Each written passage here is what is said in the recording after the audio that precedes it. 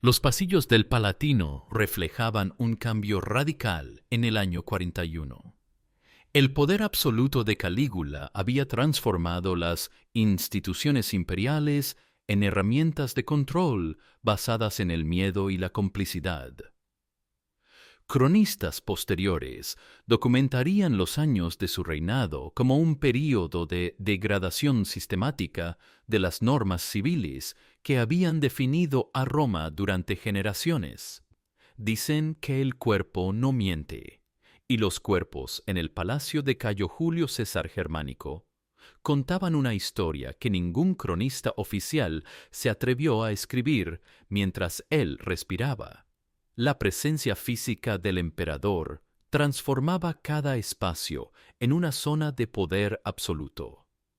Senadores cuyas manos temblaban al firmar decretos, no por vejez, sino por supervivencia.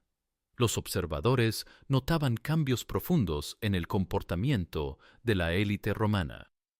Los ojos bajos, las sonrisas forzadas, la obediencia incondicional que iba más allá de las costumbres políticas tradicionales.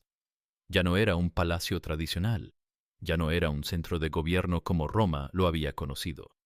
Era una maquinaria burocrática donde cada acción tenía consecuencias impredecibles, donde la supervivencia dependía de anticipar los caprichos de un gobernante único.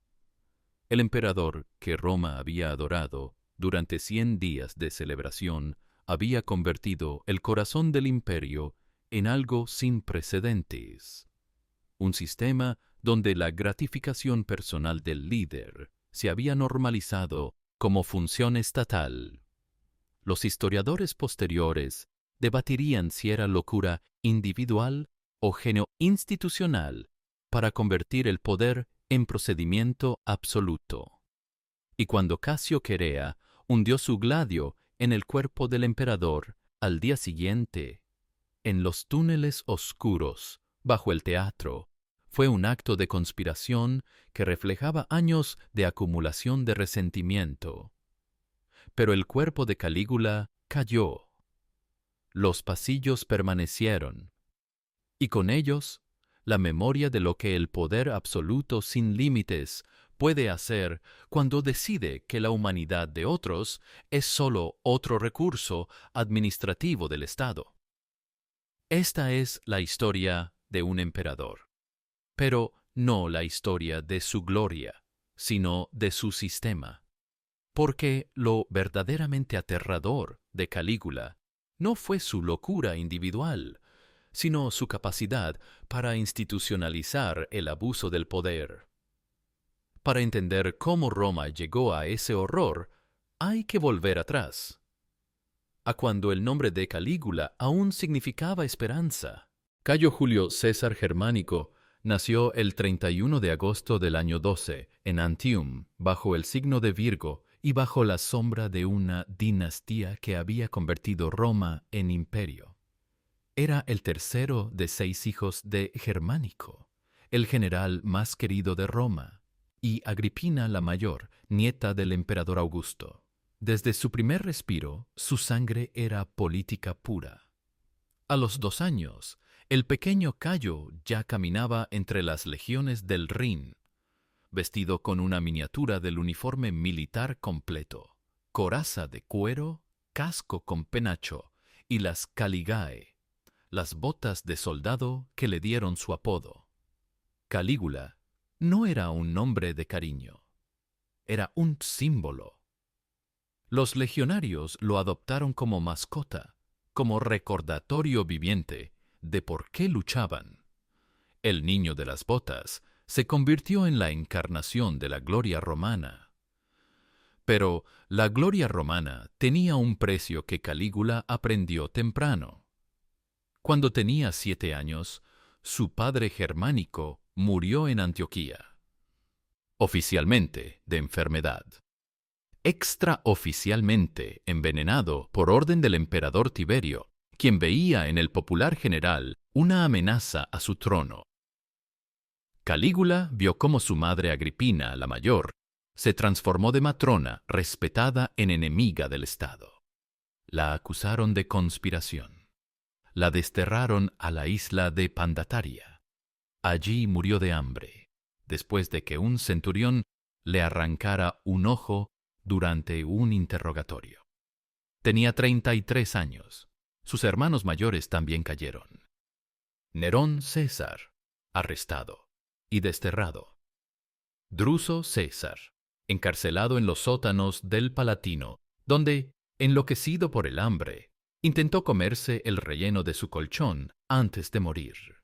Calígula, con solo 11 años, entendió la lección fundamental del poder imperial. La familia es el primer enemigo. El amor es debilidad. La supervivencia requiere convertirse en algo que no pueda ser destruido porque ya no es humano. Tiberio, el emperador que había asesinado a su familia, lo llevó a Capri, la isla donde el viejo emperador construyó su retiro lejos de Roma, rodeado de acantilados y secretos. Allí, Calígula pasó 6 años de lo que los historiadores llaman aprendizaje.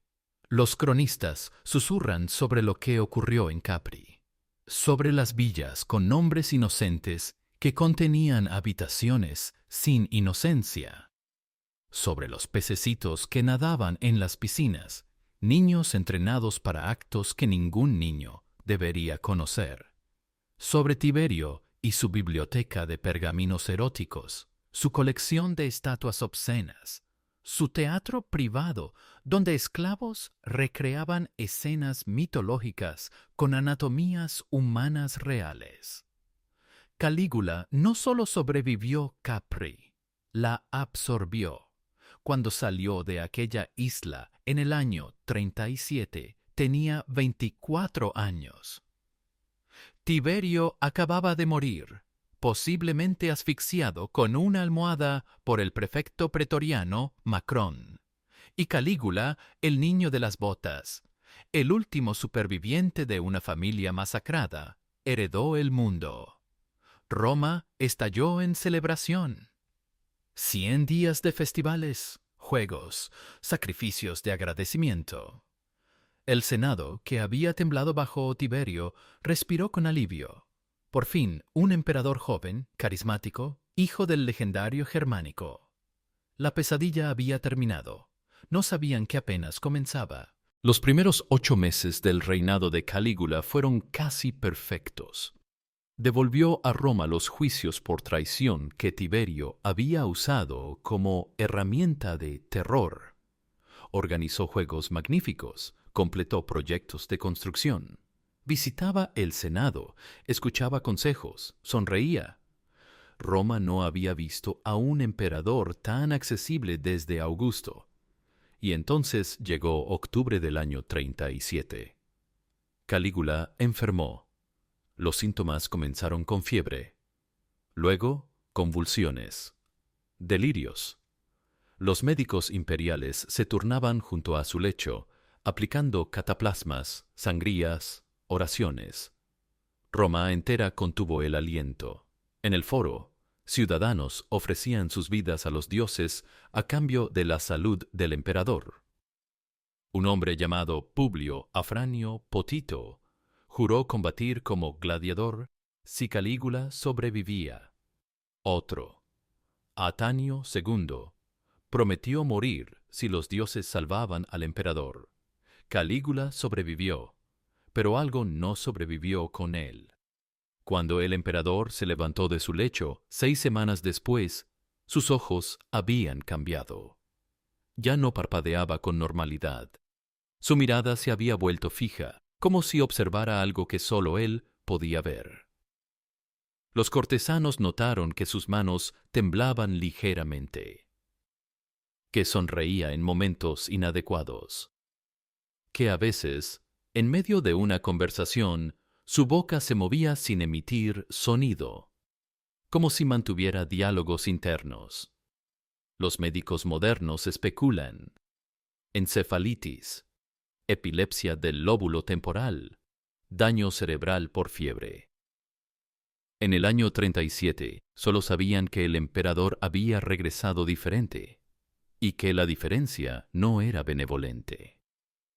Lo primero que hizo Calígula al recuperarse fue cumplir las promesas hechas en su nombre. Obligó a Publio Afranio Potito a combatir como gladiador, aunque el hombre suplicó perdón. Cuando intentó huir, lo persiguieron por las calles de Roma, lo arrastraron a la arena y lo hicieron luchar hasta morir. Atanio II, que había prometido su vida, fue coronado con flores y conducido al Capitolio. Allí fue arrojado desde la roca Tarpeya. Su cuerpo tardó 3 días en ser recogido como advertencia, pero esos fueron sólo los primeros signos. La verdadera transformación se reveló cuando murió Drusila. Drusila era la hermana favorita de Calígula. Algunos cronistas susurran que era más que hermana, que su relación cruzaba las líneas que ni siquiera la familia imperial podía cruzar públicamente. Cuando murió de fiebre en junio del año 38, Calígula ordenó que Roma entrara en duelo como si hubiera perdido a una emperatriz. Declaró ilegal reír, bañarse o cenar con la familia durante el período de luto. Cualquiera que incumpliera era ejecutado. Pero el duelo público era teatro. La verdadera respuesta de Calígula ocurrió en privado, en los meses siguientes al entierro de Drusila. El emperador convocó a las esposas más bellas de los senadores a ceremonias privadas en el Palatino. Les dijo que Drusila le había hablado en sueños, que le había ordenado crear vida nueva para reemplazar la perdida, que era deber sagrado de las mujeres nobles proporcionar su fertilidad al imperio. Así comenzó el programa. El sistema, la maquinaria que convertiría el Palatino en algo que ningún palacio había sido antes. El Palatino había sido residencia imperial desde Augusto. Sus pasillos de mármol travertino habían visto debates filosóficos, recepciones diplomáticas, banquetes donde poetas recitaban odas a la gloria de Roma. Calígula conservó los mármoles. Solo cambió lo que ocurría entre ellos. Primero vinieron los nombres. Habitaciones que antes tenían designaciones funcionales ahora llevaban títulos divinos. La sala de Júpiter, donde el emperador afirmaba encarnar al padre de los dioses. La cámara de Venus, decorada con frescos que mostraban a la diosa en poses que ningún templo público se atrevería a exhibir. El salón de Príapo, con un altar central coronado por una estatua del dios de la fertilidad, anatómicamente detallada hasta el obsceno. Pero los nombres eran solo fachada. La verdadera arquitectura del sistema era burocrática.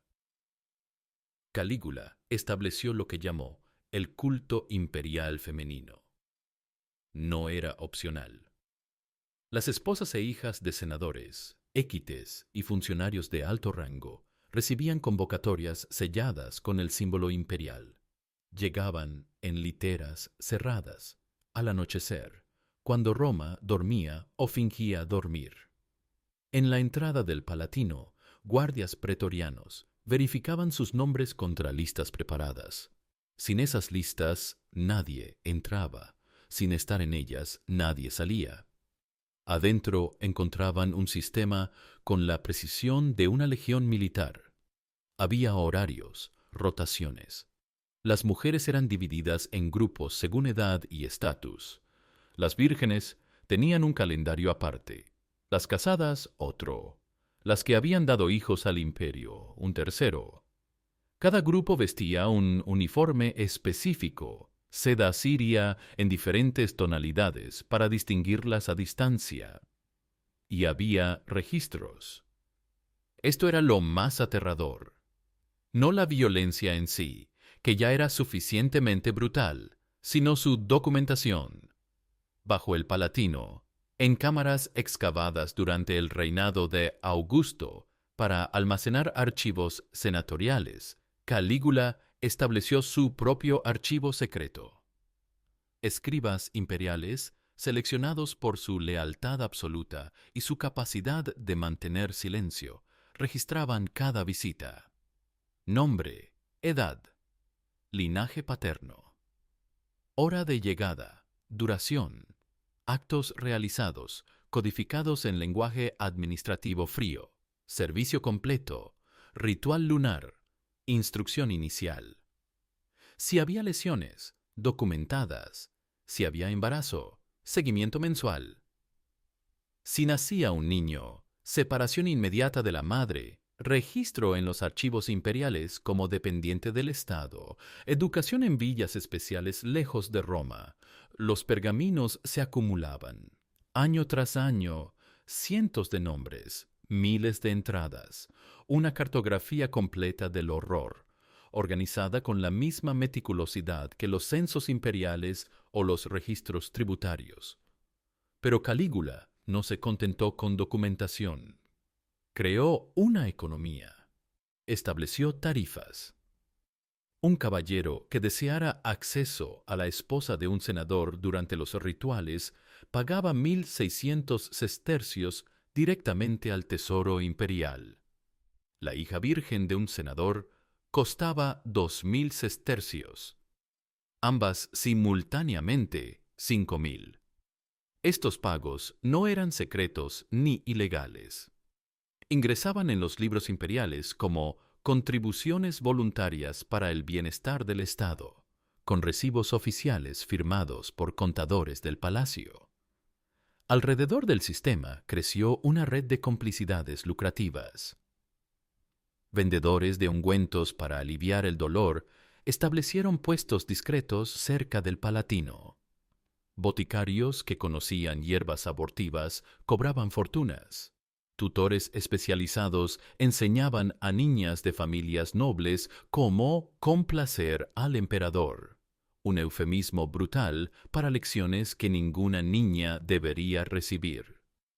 Y nadie se detenía, porque detenerlo significaba admitir que había sido parte de ello, porque la economía imperial dependía de ello, porque el Senado entero, aterrorizado, había votado que cualquier hijo del emperador superaba en rango a todos los nacimientos legítimos, porque resistir a Calígula no era solo suicidio político, era suicidio familiar. El sistema se sostenía no solo por miedo, sino por complicidad forzada, y esa complicidad era más destructiva que 1.000 torturas, porque convertía a víctimas en participantes de su propia aniquilación. Si las noches normales en el Palatino eran horror privado, las noches de luna llena eran teatro público. Calígula declaró que la luna era símbolo de Diana, diosa de la fertilidad, que bajo su luz los rituales de procreación debían realizarse en su forma más pura, más primordial, más cercana a la naturaleza salvaje de los dioses. Tenía un anfiteatro privado, construido originalmente por Augusto para entrenamientos gladiatoriales privados. Calígula lo transformó en templo pagano. En el centro de la arena instaló un altar de mármol negro. Alrededor, antorchas que proyectaban sombras alargadas, danzantes, como si los muros mismos participaran en lo que ocurría. En las gradas, los senadores, obligados a vestir sus togas púrpuras ceremoniales, símbolos de dignidad romana, ahora uniformes de impotencia. Debían sentarse en silencio. Debían observar. Debían aplaudir en los momentos correctos, cuando Calígula lo ordenaba. Si uno cerraba los ojos, guardias pretorianos lo notaban. Si uno abandonaba la grada antes del final, su nombre era registrado. Y entonces, su familia recibía una convocatoria especial para la próxima luna llena. En la arena, el espectáculo que Calígula orquestaba con la meticulosidad de un director teatral parejas cuidadosamente seleccionadas, gladiadores con esposas de magistrados, cautivos nubios de las campañas africanas con hijas de patricios, esclavos germanos con viudas de la nobleza, y a veces animales. Calígula tenía una colección: mastines molosios entrenados específicamente, osos traídos de las montañas del norte. Una vez, un leopardo de Egipto, regalo del prefecto de Alejandría. Los animales no eran liberados al azar. Calígula los dirigía con un bastón dorado, con forma fálica, señalando, ordenando, como un músico conduciendo una orquesta grotesca. Los escribas estaban presentes incluso allí. Sentados en una galería lateral, tomaban notas en tablillas de cera, nombres de participantes, combinaciones, duraciones, si había episodios performativos, si había lesiones que requerían intervención médica posterior. Todo documentado, con la precisión de un informe militar. Las mujeres en la arena ya no eran personas. Sus ojos estaban vacíos, sus movimientos mecánicos. Algunas habían aprendido a disociarse, a enviar sus mentes a otro lugar mientras sus cuerpos cumplían funciones. Otras simplemente se habían roto, como Valeria, hija del cónsul Valerio Asiático, que después de su tercera actuación lunar, perdió permanentemente la capacidad de hablar. Su boca se movía, pero solo salían gemidos animales. Calígula la declaró consagrada al silencio sagrado, y la mantuvo en el Palatino como símbolo viviente de devoción religiosa. Los maridos en las gradas aprendieron técnicas de supervivencia. Algunos bebían vino pesadamente antes de las ceremonias, hasta perder la coherencia. Otros se automutilaban levemente, pellizcos que sangraban lo suficiente para justificar salir por razones médicas. Los más desesperados desarrollaron trastornos psicosomáticos, ceguera temporal, parálisis parcial, cualquier cosa para no tener que ver. Pero Calígula había anticipado estos intentos de evasión. Instaló médicos imperiales en las gradas. Si un senador se desmayaba, lo revivían con sales amoniacales. Si desarrollaba ceguera, le abrían los párpados con ganchos de bronce. Si intentaba suicidarse después, lo rescataban, lo curaban y lo regresaban a la siguiente luna llena. Porque el espectáculo no era solo sobre las mujeres en la arena, era sobre los hombres en las gradas. Era sobre destruir completamente la ilusión de que el poder patricio significaba algo. Y cuando la luna llena pasaba, cuando las antorchas se apagaban, cuando los senadores volvían tambaleándose a sus casas en el amanecer gris de Roma, Calígula ya estaba planeando la próxima ceremonia. Porque para él, estas noches no eran excesos, eran política, eran la demostración de que en su imperio ni siquiera el honor familiar estaba fuera de su alcance. La resistencia a Calígula era rara. No por falta de odio, sino por exceso de miedo. Pero hubo intentos, pequeños, desesperados, casi siempre fatales. Y el más recordado fue el del senador Cornelio. Cornelio Escipión era de una de las familias más antiguas de Roma. Descendiente directo de los Escipiones que habían derrotado a Aníbal, su linaje era aristocracia pura. Tenía una esposa, Livia, famosa por su belleza clásica, cabello oscuro trenzado al estilo republicano, ojos grises, porte digno.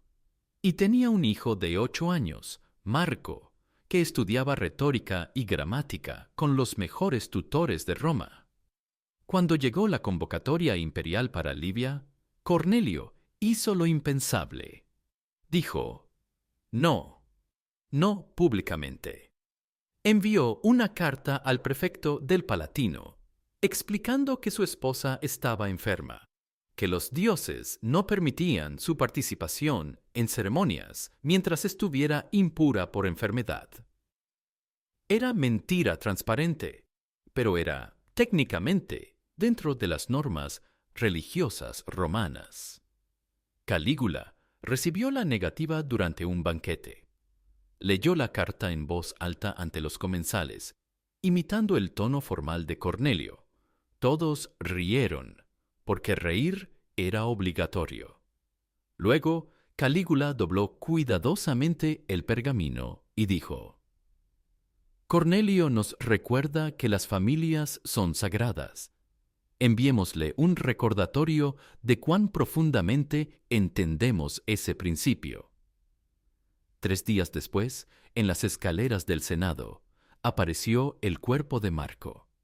El niño estaba vivo, pero apenas. Le habían amputado la mano derecha, la que usaba para escribir.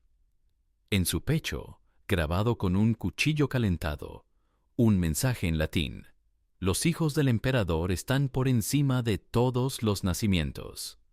No lo mataron. Eso habría sido misericordioso. Lo dejaron vivir para que Cornelio viera cada día lo que la resistencia costaba. El niño sobrevivió, pero nunca recuperó el habla. El trauma lo había sellado en silencio permanente. Esa tarde, Cornelio llegó personalmente al Palatino. Entró por la puerta principal, vestido con su toga senatorial completa, caminando con la espalda recta que su familia había mantenido durante 5 generaciones. Pero sus manos temblaban, y cuando habló con el prefecto, su voz era la de un hombre que había sido desollado por dentro. Entregó a Livia. Firmó los documentos de consentimiento que legalizaban su participación en el culto imperial. Y cuando los guardias la llevaron hacia las habitaciones interiores del palacio, Cornelio se quedó parado en el atrio, mirando al techo, como si buscara dioses que ya no respondían. Livia pasó 18 meses en el Palatino. No vivía allí permanentemente, pero las convocatorias eran frecuentes. Cornelio desarrolló un tic nervioso. Cada vez que escuchaba pasos en el vestíbulo de su casa, su ojo izquierdo temblaba, anticipando la llegada de otra carta imperial. Su hijo Marco, recuperado físicamente pero destruido mentalmente, pasaba días sentado en el jardín, moviendo su mano restante en el aire como si escribiera mensajes invisibles. Y cuando Livia regresaba de cada convocatoria, la pareja ya no hablaba. Dormían en habitaciones separadas. Comían en horarios diferentes. Se movían por su propia casa como fantasmas que habían olvidado cómo perseguir a los vivos. Cornelio nunca volvió a asistir al Senado. Formalmente, alegó enfermedad crónica.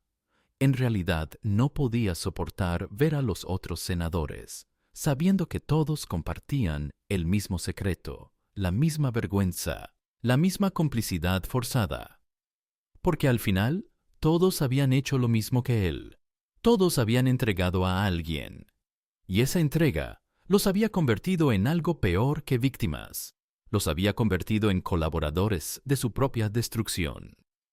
Calígula entendía que el verdadero poder no era infligir dolor. Era hacer que la víctima participara en infligirlo. Era convertir la resistencia en imposibilidad moral. Porque, ¿cómo podías resistir un sistema del que ya eras parte? ¿Cómo podías condenar algo que habías firmado, presenciado, permitido para salvar a tu propio hijo? El caso de Cornelio no fue único, fue ejemplar. Y esa ejemplaridad no necesitó publicidad oficial. Los senadores se lo contaban entre susurros. Las familias lo sabían. Y todos aprendieron la lección. En el imperio de Calígula, El amor familiar no era fortaleza, era el punto más vulnerable. Era el cuchillo que el emperador usaría para cortarte desde dentro. El sistema de Calígula duró 3 años, 7 meses y 18 días. No por resistencia organizada, sino por insostenibilidad. El horror había alcanzado masa crítica. Ya no se podía esconder, racionalizar ni administrar. Roma entera olía a putrefacción moral. La noche del 24 de enero del año 41, Calígula organizó lo que sería su última ceremonia. La llamó el gran ritual de renovación imperial. Convocó no a mujeres individuales, sino a grupos familiares completos. Padres, madres, hijas, hermanas. Les dijo que participarían en una subasta sagrada, donde las mujeres serían ofrecidas a patricios y caballeros en orden de valor estimado. El anfiteatro privado fue preparado con meticulosidad obscena. Calígula había ordenado decoraciones especiales, guirnaldas de flores, como en una boda, músicos tocando liras, como en un banquete, y en el centro, un podio donde las mujeres serían exhibidas mientras números eran gritados por los participantes. Los senadores llegaron porque tenían que llegar. Porque ausencia significaba que tu familia sería la primera en el podio. Se sentaron en las gradas con sus togas ceremoniales, símbolos de una dignidad que ya no existía. Y cuando Calígula entró, con su corona de laureles y su bastón dorado fálico, todos se pusieron de pie y aplaudieron. Porque aplaudir era obligatorio. La subasta comenzó. Nombres gritados. Números gritados. Cuerpos moviéndose por el podio con ojos vacíos. Una mujer se desmayó. Fue revivida y regresada a la fila. Otra comenzó a reír histéricamente. Fue amordazada y continuaron. Los hombres en las gradas miraban fijamente al frente, como autómatas, con sus mentes en cualquier lugar excepto en lo que sus ojos veían.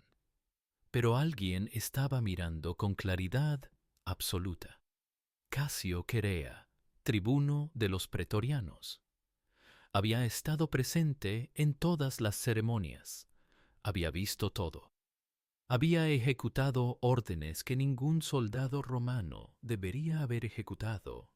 Y algo en él, algo que todas las convocatorias previas no habían logrado romper, finalmente se quebró esa noche. Al día siguiente, 25 de enero del 41, Calígula salió del Palatino hacia el teatro de Pompeyo, donde se celebraban juegos en su honor. Caminaba por un pasillo subterráneo estrecho, uno de los muchos túneles que conectaban el palacio con los edificios públicos. Sus guardias iban delante y detrás. Pero en medio del túnel, donde la luz de las antorchas apenas llegaba, Casio Querea y un grupo de conspiradores pretorianos estaban esperando. El primer golpe vino por la espalda.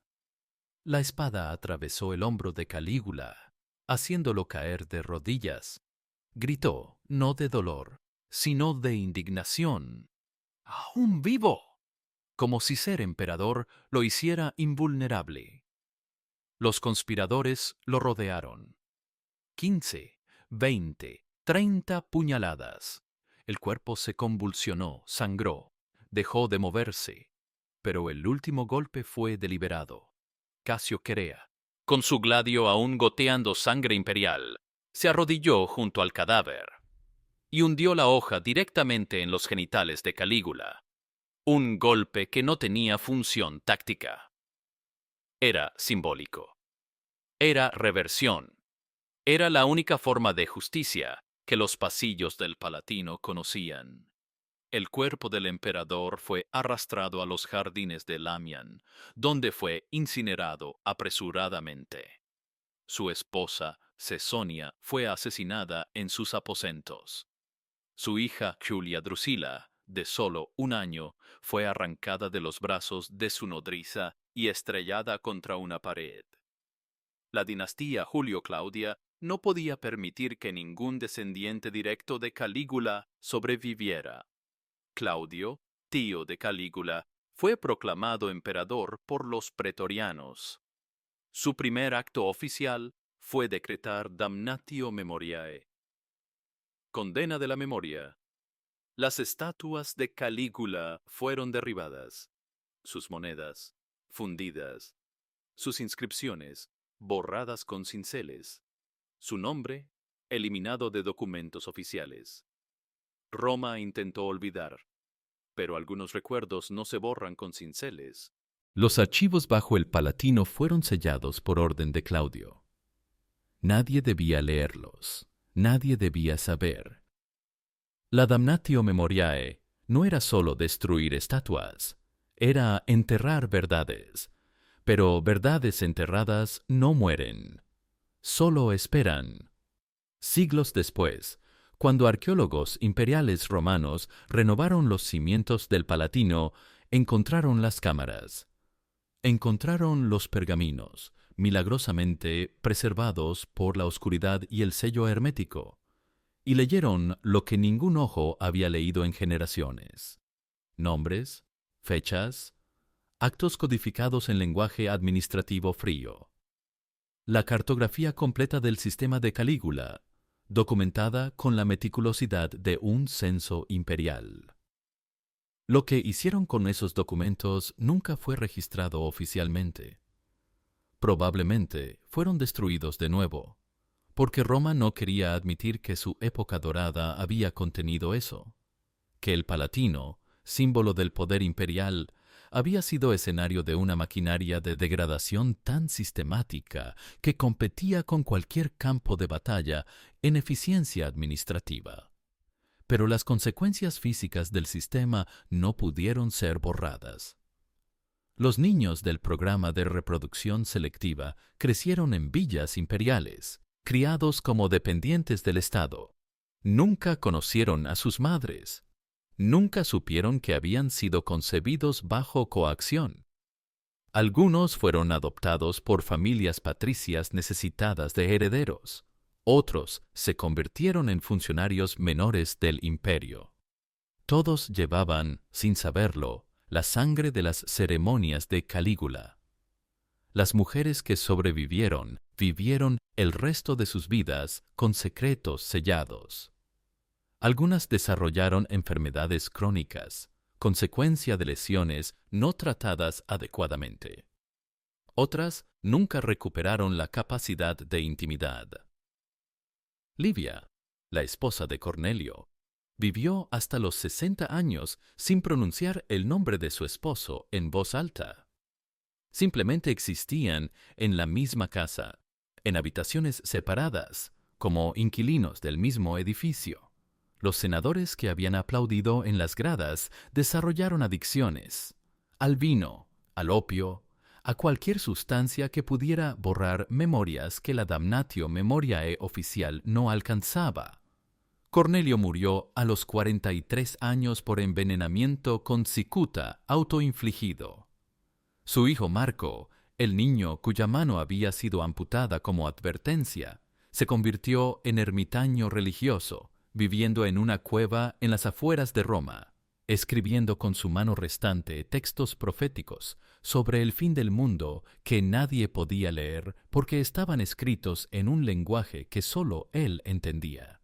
Y los pretorianos que habían sostenido el sistema, los que habían verificado listas, escoltado mujeres, vigilado ceremonias, algunos fueron ejecutados después del asesinato de Calígula por complicidad. Otros fueron retirados silenciosamente, pero varios permanecieron en servicio porque el imperio necesitaba soldados experimentados. Y esos hombres, durante décadas después, despertaban en mitad de la noche con sudores fríos, gritando nombres que sus esposas no reconocían. Calígula reinó menos de 4 años, pero el sistema que creó dejó secuelas que duraron generaciones, no solo en las víctimas directas, sino en la conciencia colectiva romana, porque había demostrado algo aterrador, que el mal verdadero no requiere locura, requiere burocracia, requiere registros, horarios, tarifas, complicidad normalizada. Requiere convertir la atrocidad en procedimiento administrativo hasta que la gente deje de ver horror y solo vea obligación laboral. Cuando Tácito escribió sobre Calígula décadas después, no pudo usar lenguaje explícito. Las costumbres romanas de escritura histórica no lo permitían. Pero entre líneas, sus palabras susurraban. Hay maldades que, una vez descritas con detalle, enseñan a otros cómo repetirlas. Y tenía razón, porque lo más aterrador del sistema de Calígula no fue su existencia, fue su replicabilidad. Había escrito, sin saberlo, un manual, un conjunto de procedimientos que cualquier tirano futuro con suficiente poder y suficiente ausencia de moral podría reactivar. Los archivos fueron destruidos. Las estatuas fueron derribadas. El nombre fue borrado. Pero los manuales, una vez escritos, nunca desaparecen realmente. Solo esperan en la memoria institucional, en los precedentes no escritos, en la conciencia colectiva de lo que es posible hacer cuando el poder no tiene límites y la humanidad se vuelve opcional. Esta no fue la historia de un emperador loco, fue la historia de un sistema. Un sistema que convirtió el cuerpo humano en recurso administrativo, que documentó el sufrimiento con la misma meticulosidad que los impuestos, que forzó a víctimas a convertirse en cómplices para sobrevivir, que probó que el horror verdadero no necesita demonios sobrenaturales cuando tiene formularios, archivos y funcionarios dispuestos a firmar. Calígula no fue un monstruo, fue peor, fue un administrador. Y esa es la lección que Roma intentó enterrar. Que las peores atrocidades humanas no ocurren en Siexpa,